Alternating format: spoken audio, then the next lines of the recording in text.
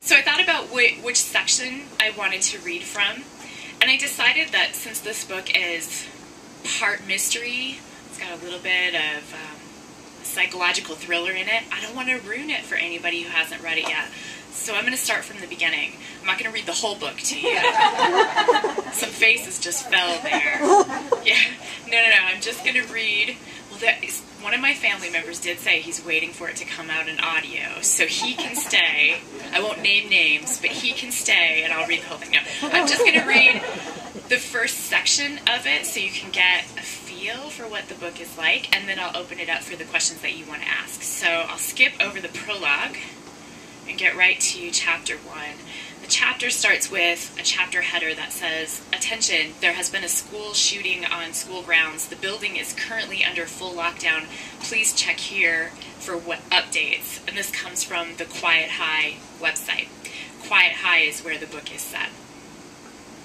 "Oh dear," Mrs. McLean says, her liver-spotted hand unhelpfully lingering on the fire extinguisher. "Gross. A girl who is actually named Alexis says when I finish." She shakes her smooth cap of hair in disgust. "Somebody get this girl some water," Mrs. McLean calls, finally moving into action. "I'm fine," I say. "It's just my first week of school." Blank stares all around. What they don't know is that this happens to me every first week of a new school, even though this is my 9th new school since kindergarten. It's not always this exactly, but it is always something. The first day of 2nd grade, I threw up in Mrs. Horvath's purse. The 3rd day of 4th grade, I sneezed so hard I broke a blood vessel in my nose and spewed blood all over some kid whose name I can't remember.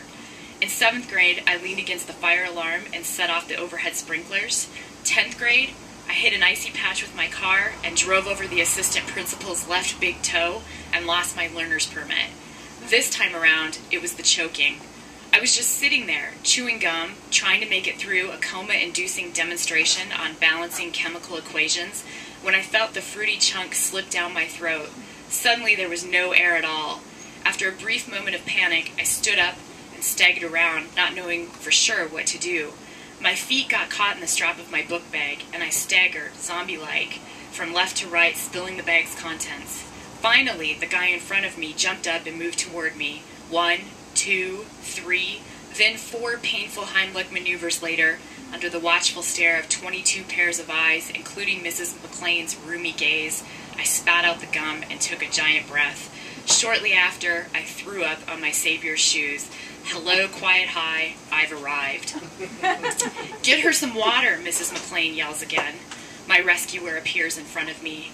"You're going to be okay," he says reassuringly. I nod. "I'm Jesse, by the way." He sticks out his hand as if we are at a cocktail party, chatting over meatballs stuck with toothpicks, instead of standing with a puddle of my vomit between us. "Pleased to meet you," he says, without any sign of sarcasm. Thanks," I say to this kid, this odd misfit among the cowboys and jocks who populate Quiet High. "What else can I say? Sorry that I spewed stomach bile on your Skechers?" I expect him to be insulted by the bite in my voice or too grossed out to be near me, but he gives me a half smile and then leans over to set my book bag upright. I bend down with him. Up close, I notice that behind his sleek plastic frame glasses, he has shiny brown eyes and eyelashes that curl up. Around his neck is a skinny tie knotted loosely.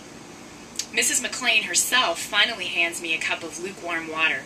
"It's going to be okay, honey," she croons, her warm, bony hand delicately patting my back, her coffee breath spreading over my cheek. Her wrinkled face suddenly crumples as she looks at the floor. Her voice changes. "You'll need to clean this up immediately, health code standards," she adds sharply. Her bony hand now feels like a cold claw inching across my shoulder blade. "Oh," I say, "where are the—" I stop when I realize I have no idea what tools I'll need to clean up barf. How about a hazmat suit? "Over there," she motions toward a supply closet in the corner of the room. "Mops, buckets, paper towels, sanitizer, rubber gloves, sand, everything you'll need." Sand? What do I need sand for? What exactly does she expect me to do? I reluctantly head for the closet as conversation resumes around me. Skinny Tie trails behind me, following me to the supply closet. I give him a little kiss-off wave, part "thanks for saving my life," and part "please don't ever speak to me again because I'm mortified." I step inside the clammy darkness, close the door behind me until it latches with a satisfying click, and take a deep breath. Just enough light from the classroom filters in underneath the door so that I can easily find my way to a floor-to-ceiling shelf unit in the back. It's towering with textbooks and assorted junk, beakers, test tubes, cleaning supplies, and a strange collection of what appear to be, under closer examination, to be Star Wars figurines. There's a small sink on the left side, and I lean over it, lapping up the cool water like a parched dog. I rinse and spit a few times before I wash my face, and then squint at the tiny mirror. It's too dark to see if I look as rotten as I feel. I consider flipping on the light switch by the door, but decide against it. The darkness is soothing. The dull murmur of the class barely makes it through the heavy wooden door. Away from the lull of Mrs. McLean's scratchy voice, I feel kind of relaxed. It's sort of nice in here, kind of like how I imagine a morgue would be, only warmer and less creepy. I move to a Red Cross bucket in the corner and tip it over to make a comfy seat. Why rush to clean up puke? Maybe if I wait long enough it'll disappear, or maybe I'll disappear. I prop my feet on a stack of books and lean against the shelves. I drift someplace between awake and asleep, a pleasant middle ground that has no good name. Sometime later, seconds or minutes, I don't know, I hear the screams, the abrupt scuffle of desks and feet, and a sudden chorus of pained cries. Help! Someone yells over the din. And then, as quickly as it all begins, silence resumes, and I wonder if I've imagined it. My paralysis lifts quickly, and I scramble to the door, tipping the bucket over in my haste. I trip on the handle and catch myself before I land on my face. My hand is on the doorknob when I hear it. Mrs. McLean's voice is plain, calm, and strangely indifferent, like she's talking about her bunions. He's got a gun, she says. Nobody move. And that's the end of chapter 1 that launches us into the story. Yeah, okay, so after that, I wanted to open it up for any questions that you want to ask me about the book, about the process, about publishing, whatever you'd like to ask me about. How do you write? Do you write in the morning? Do you write in the evening? Do you write every 30 minutes? How does it work for you? So the question she asked is, how do you write? Well, ideally I'd write every day. I don't write every day because my day job gets in the way. So I try to write as often as I can, but I'm a little bit of an unusual writer, and nobody really knows this about me except my husband, but I like to write with the TV on. And I like the TV so quiet that I can't actually hear it. There's something about having moving people in the room with me that makes me feel like I'm at a coffee shop without the expensive coffee and everything else. And so I put that TV on so it's just in my peripheral vision. And once I sit down, I can write for a long period of time. I also handwrite everything first. I write it in a notebook, then I go back to the computer and I type from there.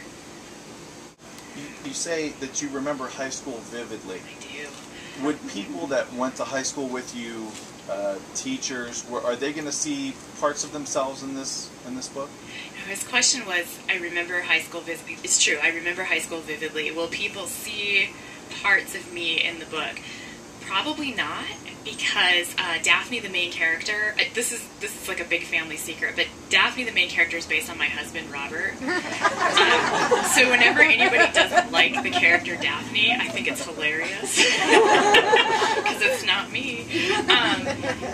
I don't think so. I was a pretty quiet kid in high school, and I didn't necessarily express a lot of emotions. I'm not sure people knew me that well in high school. Daphne is not as closed off as I was. So no, I don't think people would recognize me. What about the other part of it? Are there teachers and friends of yours that say, oh, that happened to me, that she's writing about me in this particular... So he asked, will people recognize themselves in the book? Every once in a while I do kind of borrow from real life.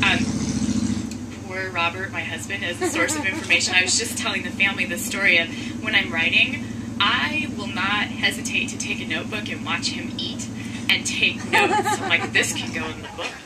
Even if he's just sitting there eating his oatmeal. So there are scenes in there that he probably recognizes, but I've embellished them a little bit to make them more interesting. But for the most part, I don't rely particularly heavily on real life. It really just sort of comes from out there.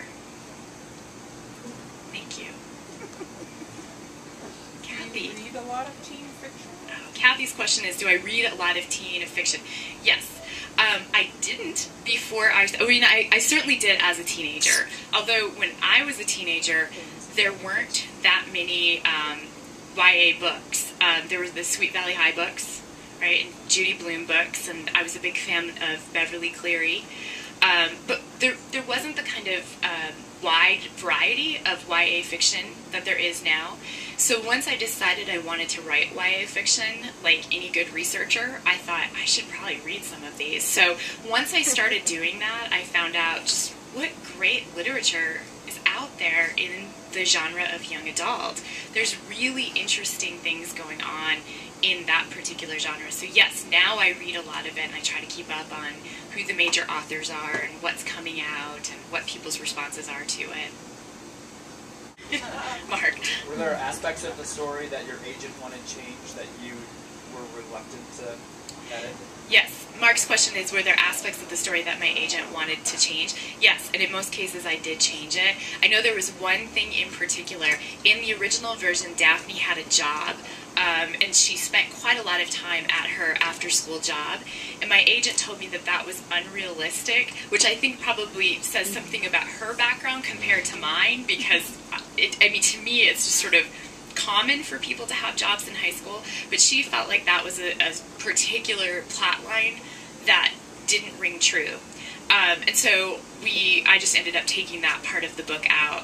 But yes, there are particular plot lines that I did change as a result of my agent's feedback. I find it difficult to argue with her because I assume she knows more than I do.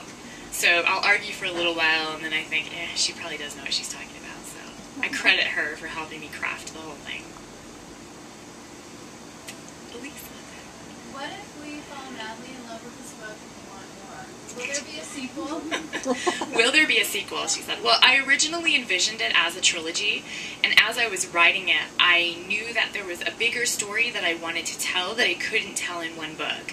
So I do actually have, we won't call it an outline, but I do have notes for books 2 and 3, but we have to wait and see. Call the publisher. Demand it. Hopefully. Okay, Don. Speaking of going through and taking notes from your editor, how can you go into the process of things that you thought were integral to the book, then all of a sudden they're not there, how you have to go back and kind of, is it hard? Are there big gaping holes, or do you have to reimagine everything, or what you go through? So his question, for those of you who can't hear in the back, he was wondering what happens when an agent or an editor comes in and wants to make big changes to the plot. What do you do with that? For the most part, in the case of the few big plot changes I made, I had to go back and basically rewrite from page 1. I didn't necessarily delete everything, but I had to go back and sort of revision it. So I have a file on my computer with all of the deleted pages that I wrote, and it totals about 500 pages. So for a 300-page book, I wrote 800 pages. And I don't know if that's common or not, but for me, because I write so quickly in draft form, I have absolutely no problems deleting. I can write pages and pages and pages and turn around the next day and delete them all.